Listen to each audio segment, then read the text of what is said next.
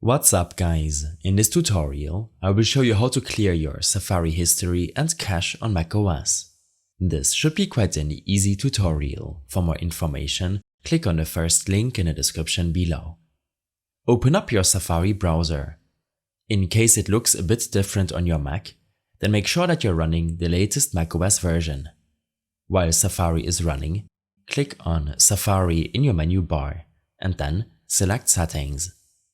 A new window will open up. Here, in the Privacy section, click on Manage Website Data.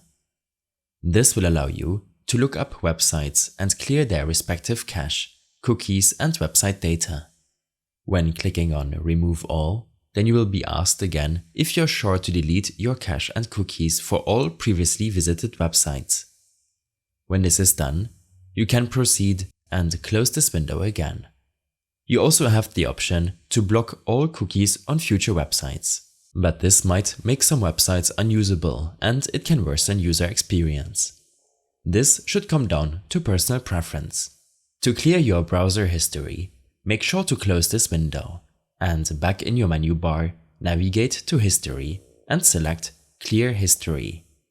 This will open up a new window asking you to choose a time frame of Safari history that you wish to delete. To delete all of your history, select All History and click on Clear History. In case you have any further issues or problems following this tutorial, then I suggest following my extensive guide linked in the description below. I hope this helped you out. Leave a comment if you have any questions and see you in the next one.